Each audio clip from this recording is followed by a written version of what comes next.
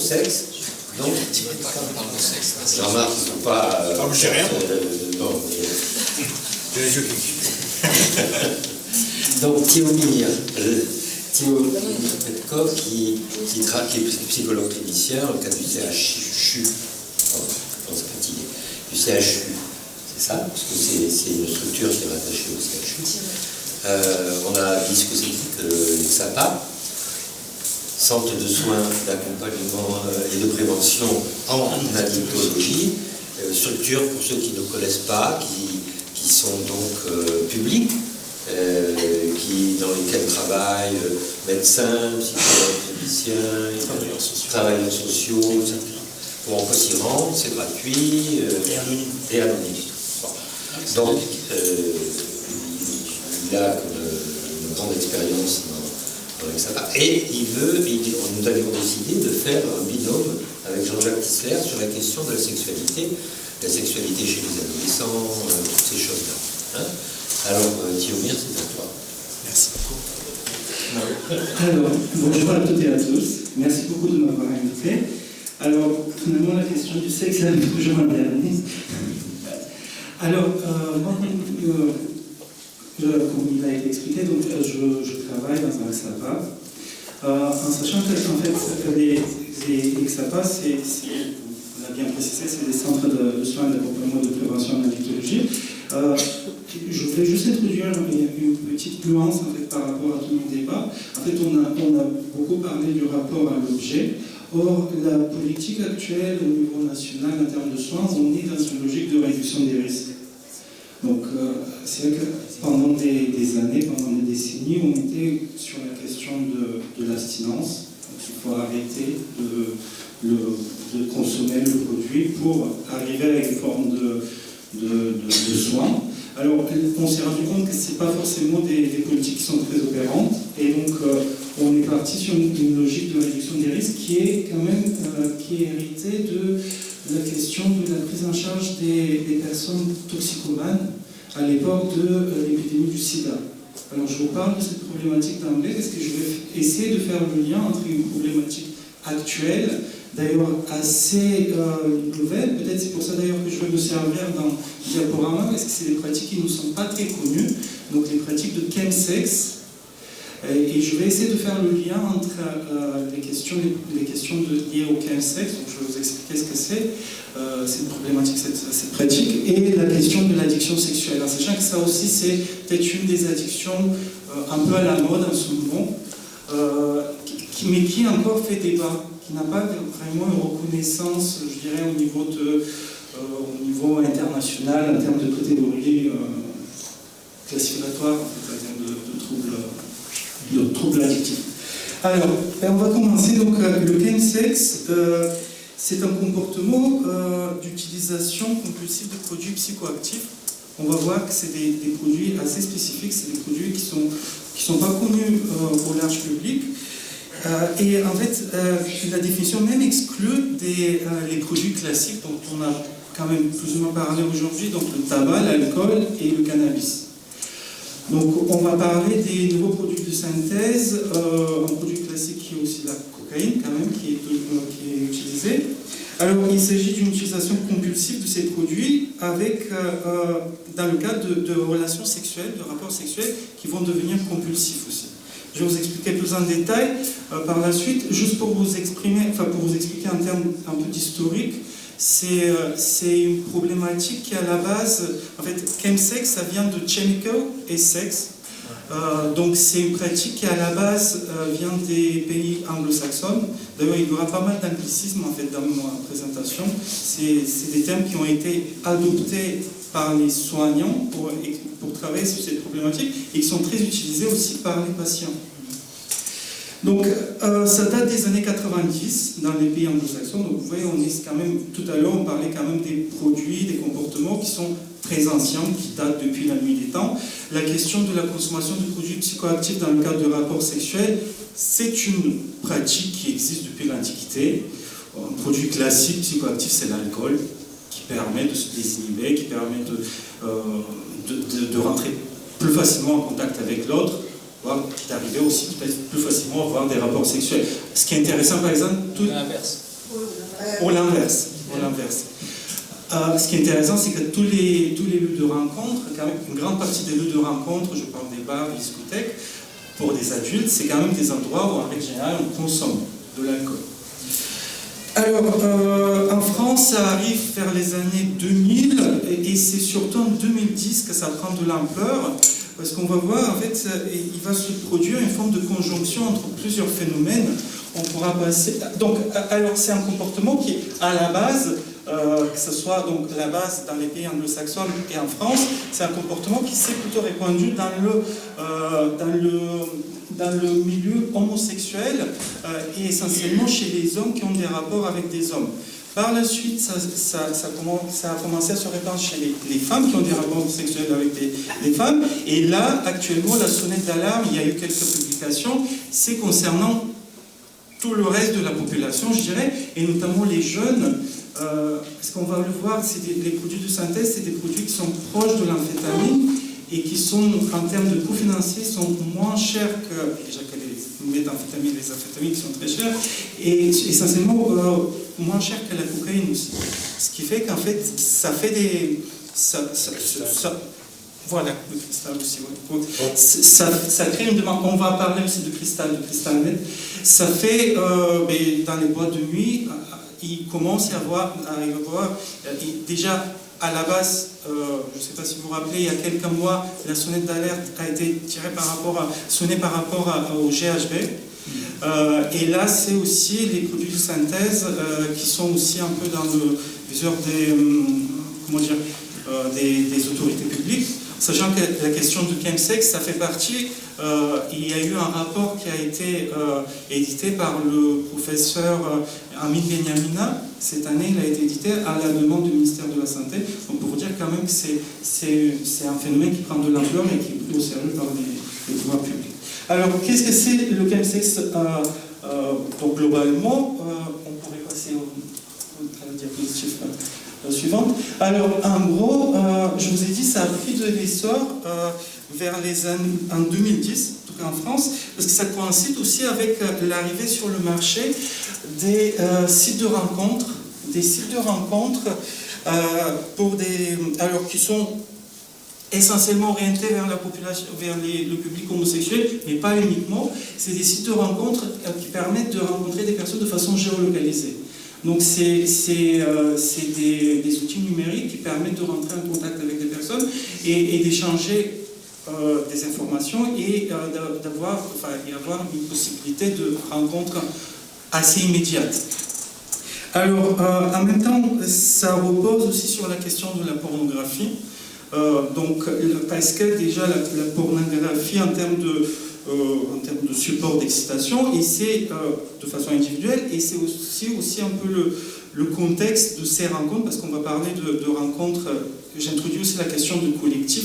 Jusqu'à là, on parlait aussi d'un rapport un peu isolant, un peu individuel au produit. Là, le collectif, il entre en jeu parce que c'est souvent des rapports sexuels qui se pratiquent entre plusieurs personnes, en gros. Donc, ce qui permet d'éviter tous ces moments de rencontre, de court-circuiter tout ce temps de rencontre dans des boîtes de nuit, tout ce temps, il passe assez rapidement à travers l'application de rencontre. Alors, après, donc, l'achat des substances. Alors, c'est des substances qui, des nouveaux produits de synthèse, ça veut dire que c'est des produits qui, à la base, imitent des produits qui sont déjà connus, mais la structure moléculaire n'est pas exactement la même.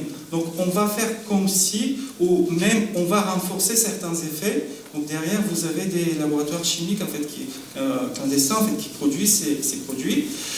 Et qui, donc, à la base, ne sont pas interdits par la loi. Parce qu'en fait, les autorités publiques mettent un certain temps pour analyser ces produits. Donc, tout ça, c'est des procédures.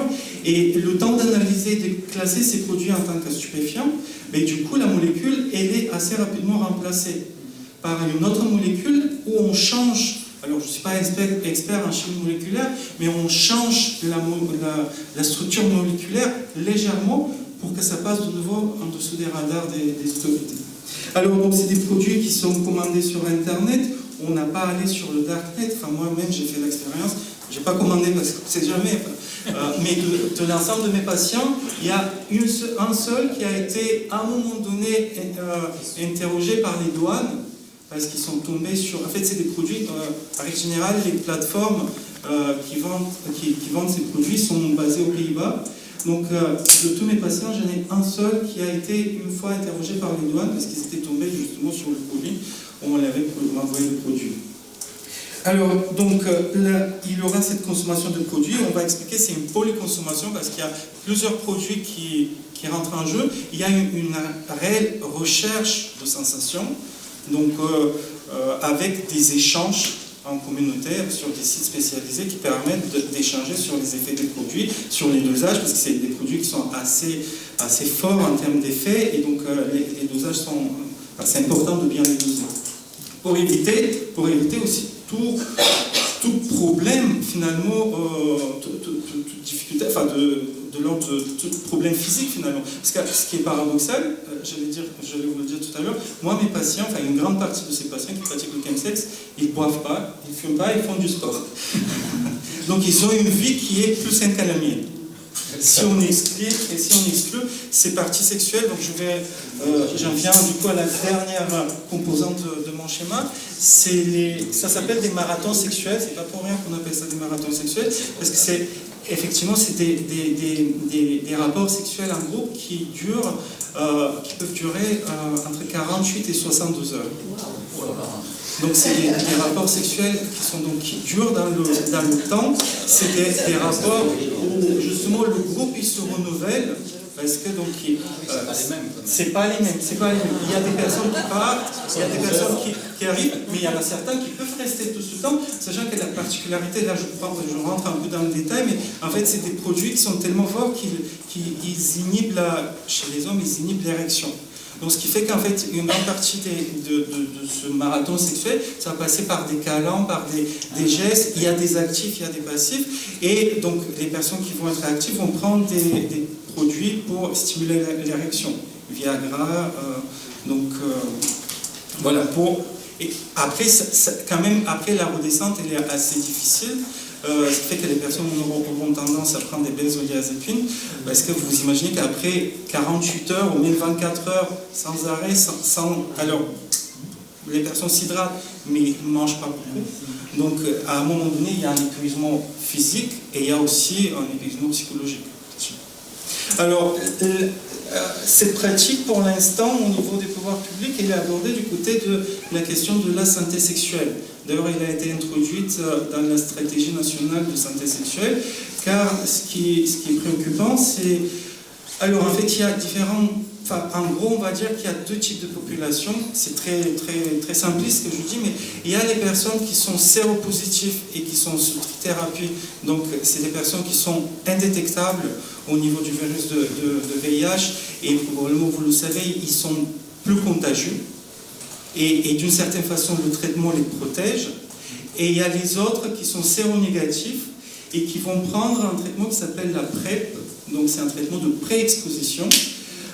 Donc un traitement qui se prend avant les rapports sexuels, mais le risque c'est que c'est un traitement quand même qu'il faut prendre à des heures bien précises, et que les autres produits vont diminuer l'action de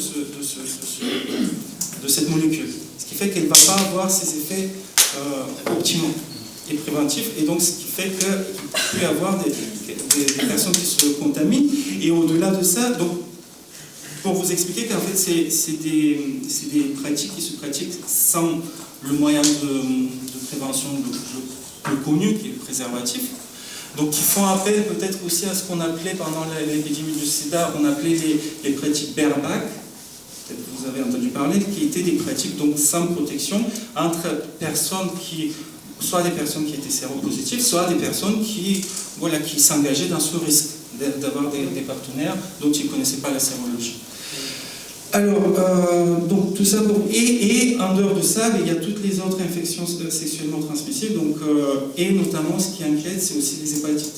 Donc ça fait une remontée au niveau des hépatites. Donc on est quand même dans une autre logique, parce que la logique au niveau national, c'est éradication de l'hépatite et éradication du sida.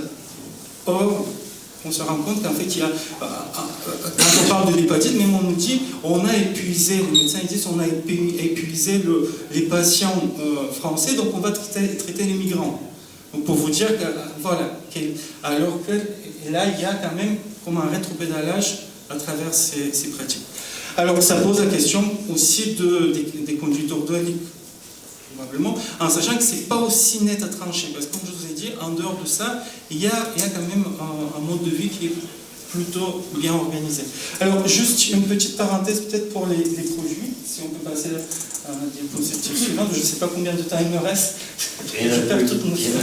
Si c'est un marathon. Là c'est un sprint que je dois faire. Alors, juste pour, je vais citer un médecin, donc, le docteur Alexandre Aslan, qui nous dit le chemsex, c'est un moment sexuel qui consomme des gens, plutôt que des gens qui consomment un moment sexuel. Alors, parce que du coup, on est face à des produits qui sont assez forts, assez addictifs, je dirais. Alors, le produit quand même qui est le plus répandu, je dirais, c'est les caténones de synthèse. Enfin, en gros, au niveau de ces produits, pour aller très vite, en termes de produits psychoactifs, il y a 3 familles de produits. Il y a des produits stimulants, il y a des produits dépresseurs, et il y a des produits perturbateurs. Je vais m'expliquer. Alors, c'est au niveau des effets sur le système nerveux. Alors, les produits stimulants, c'est la famille de la cocaïne, la méthamphétamine et les caténones de synthèse. Alors, les caténones de synthèse, il faut savoir que c'est une famille qui est assez large. Elle en compte une centaine de produits.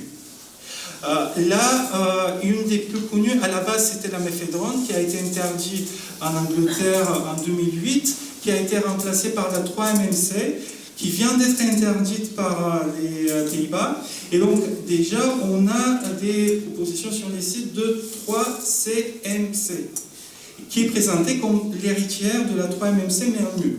Donc, pour vous dire, le discours publicitaire aussi existe. Alors, les caténones de synthèse, donc, ça va être des produits qui vont être... La molécule, elle est proche de l'amphétamine. Donc, on est dans une forme d'excitation qui est même plus puissante que la cocaïne.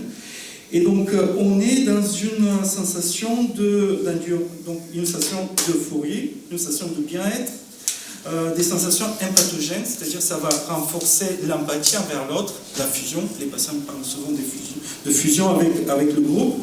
Donc, augmentation du désir sexuel, a des effets intactogènes, c'est-à-dire c'est une amplification du contact physique et ça se rapproche d'une hallucination synesthésique, pour vous dire à quel point c'est fort comme effet.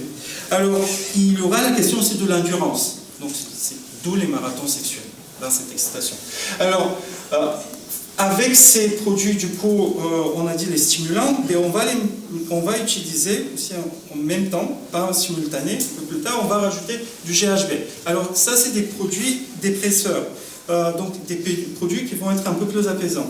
Dans les produits dépresseurs, vous avez l'alcool, vous avez les benzodiazépines, les opioïdes, et alors le GHB, on n'a pas assez de temps pour que... Le GHB est connu comme la drogue du violeur. En sachant que ça nécessite quand même, c'est un peu un mythe, parce que ça nécessite quand même un dosage bien précis, parce que c'est un produit qui est hautement toxique. De toutes les façons, le GHB est interdit. Donc, ce qu'ils font les patients, c'est qu'ils se font procurer du GBL, qui est un solvant de peinture qui s'utilise dans l'industrie automobile. Donc, un produit très très toxique, donc plus toxique que le GHB, d'où quand même l'intérêt d'être très, comment dire, au niveau des dosages, d'être très attentif, parce que c'est un produit au-delà de 2 millilitres, il peut être très dangereux. Et d'ailleurs, la raison pour laquelle les patients ne boivent pas, déjà ils n'apprécient pas forcément les effets de l'alcool, en sachant qu'ils disent que le GBL, ça a les effets de l'alcool, c'est-à-dire un effet désinhibant, euphorisant, sans les désagréments le lendemain. Mais il faut savoir qu'en plus, mélangé avec l'alcool, ça a un effet, les patients risquent de faire ce qu'on appelle des digioles, c'est-à-dire c'est des comas, qui peuvent aller jusqu'à des... On a eu un patient qui est décédé ici, il y a une publication d'Amélie ce matin, il y a 2 ans, donc dans le cadre d'ailleurs de ce genre de pratique.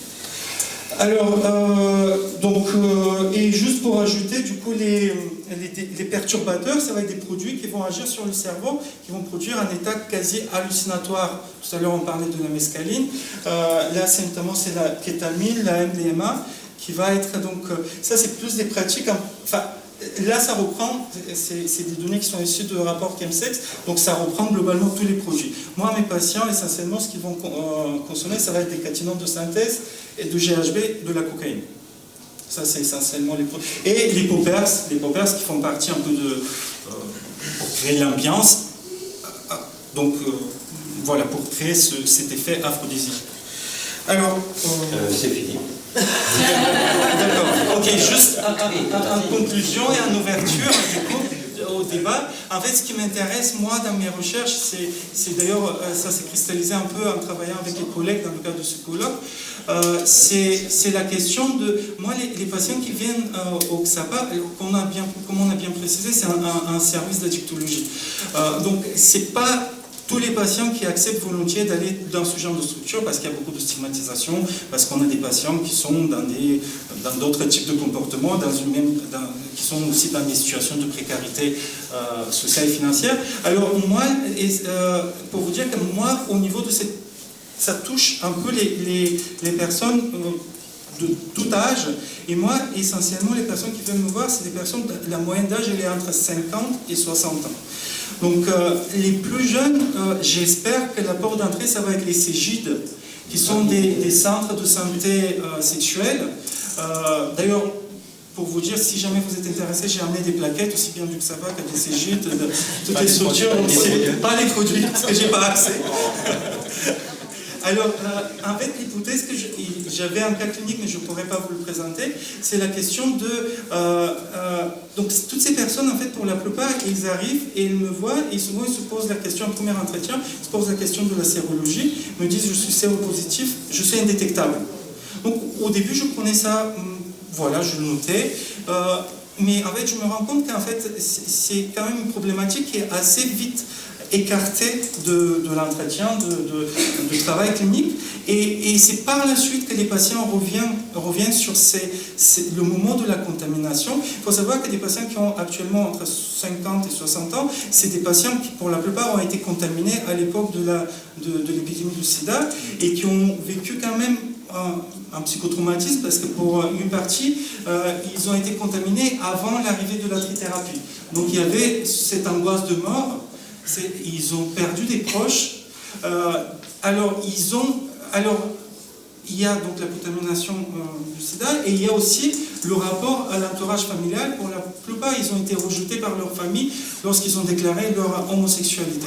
Donc, il y a une sexualité qui s'inscrit dans la transgression. Après, il y a le sida qui arrive et donc il y a la société aussi qui rejette ces personnes.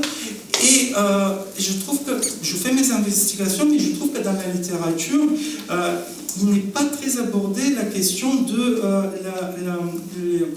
le comportement sexuel de ces personnes par la suite, après la contamination. Souvent on insiste sur comment on a vécu ce traumatisme en termes d'angoisse, de mort, en termes de reconstruction personnelle. Or, je suis tombé aussi sur des recherches, mais très peu de recherches, sur l'apparition de troubles hypersexuels, c'est-à-dire une forme d'addiction sexuelle.